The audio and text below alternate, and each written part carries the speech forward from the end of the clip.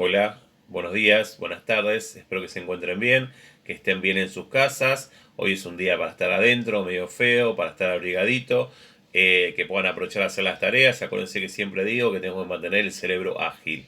El cerebro una vez al día, unas cuantas horas de las 24 horas que tenemos, debe estar preparándose. ¿Para qué? Para responderle a la vida. ¿Ok? Hoy en Historia de Quinto Año nos corresponde hablar sobre la Revolución Cubana.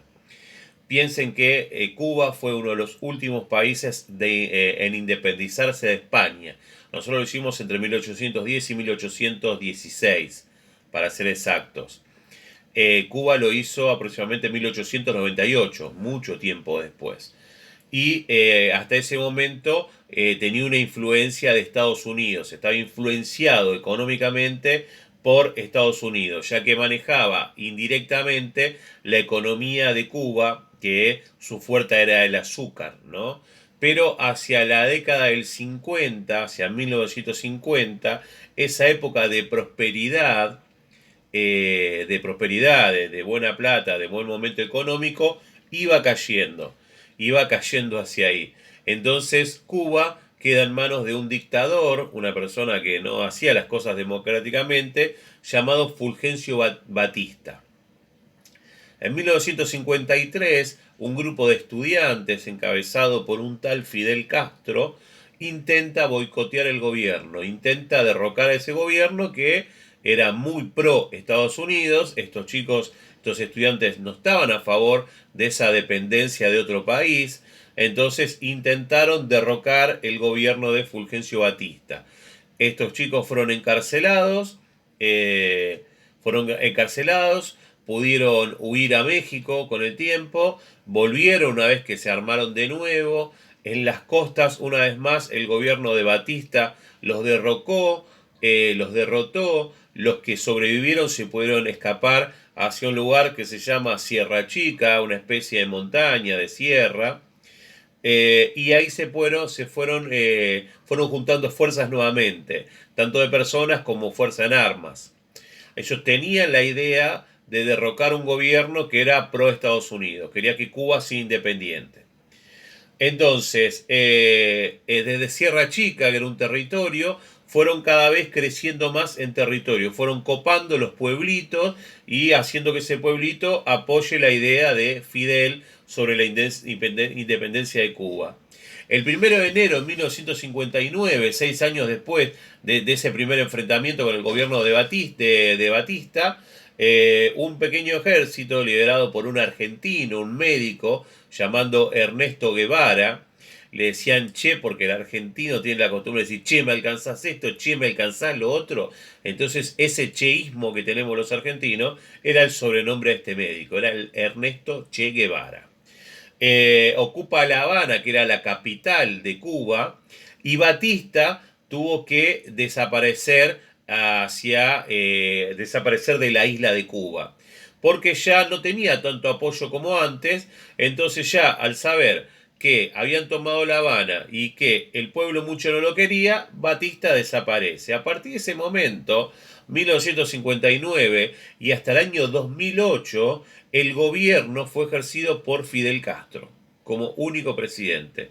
Nunca hubo elecciones, nunca hubo posibilidad de que haya otro presidente, hasta que en 2008, por cuestiones de salud de Fidel Castro, él le deja el poder, él toma la decisión de que el poder lo continúe su hermano Raúl. Bien, continúo. Freno cada tanto, tiene que ver con lo de mi resfrío. En clase frenaría sin ningún problema, me truté esa nota, entonces respiro más. Pero bueno, acá me cuesta un poquito, tengo que hacer pequeños bloques. Bien, el gobierno revolucionario de Fidel encarceló a todos los opositores, inclusive gente que estaba en contra de sus medidas, de su mesa chica, de su gente más cercana, si estaba en contra de alguna idea de él, lo metían preso. Entonces, Castro empezó a tomar medidas que tenían que ver con la modificación de la sociedad cubana, de cómo reconocían a la política, a la economía, a la cultura, hizo una reforma agraria muy importante, es decir, reformó la manera de generar la agricultura, la educación, la salud, la política, y esto afectó a todos los intereses de la sociedad, inclusive la burguesía que existía en ese momento, esa gente que ejercía la burguesía, la idea de generar dinero sin trabajar, supuestamente. Un día lo charlamos un poquito más de forma más desarrollada, y se realizó una enorme repartición de tierras. Tierras que eran de extranjeros, fueron expropiadas, dijeron listo, esto no es más tuyo, ahora es del pueblo o es del Estado. Obviamente eso en toda Latinoamérica generó una especie de revuelo. Algunos estaban de acuerdo y muchos no estaban de acuerdo. Entonces todo el sistema económico de la isla se tuvo que reformular. Estas medidas no tenían un antecedente en la historia de Latinoamérica, era el primer país que lo hacía. Esta idea, a ver, que Fidel Castro haya derrotado a Batista fue festejado en toda América, inclusive con Estados Unidos. Inclusive Estados Unidos festejó el derrocamiento de Batista. Lo que no festejó Estados Unidos es el momento en el que Fidel Castro, al asumir el gobierno, asumía que iba a ser un gobierno comunista. No se olviden que estamos en un momento de la Guerra Fría, ese enfrentamiento entre Estados Unidos y Rusia por imponer un sistema capitalista o un sistema comunista. El único país en Latinoamérica que en ese momento había definido una idea comunista fue Cuba. Por ende, tenía el apoyo de la Unión de Repúblicas Socialistas Soviéticas, de Rusia. ¿Ok? Entonces, en este contexto de Guerra Fría, el asunto de Cuba fue un asunto de interés nacional, de interés internacional. Bien, ahora les dejo para que lean ustedes La caída de Perón, que fue en 1955, y me gustaría que lean y comprendan. Debemos comprender lo que leemos. Yo siempre les tiro un pantallazo o les doy un contexto para que ustedes entiendan qué contexto se dan las situaciones. Que eso es la mejor situación para la historia, entender los contextos, porque no es lo mismo perdimos contra un equipo de 11 profesionales que perdimos contra, no sé, 5 chicos de jardín infante. El contexto es distinto, la pérdida es muy distinta. ¿Se entiende? Entonces, cuando debemos entender un concepto histórico, hay que entender en qué contexto, en qué situaciones se dieron. Las situaciones son políticas, económicas, culturales, ¿ok? Políticas, económicas y culturales, si digo bien. Entonces hay que entender el contexto. Perón cae en 1955, después de 2 gobiernos, después de apenas asumir el segundo gobierno, de repente en un año y pico, lo derrocan. Estaría bueno que nos empecemos a interiorizar por qué se dio eso. Rara vez un gobierno que haya ganado con un 60% de los votos, que es mucho, al año y pico de repente lo sacan. Analicemos por qué.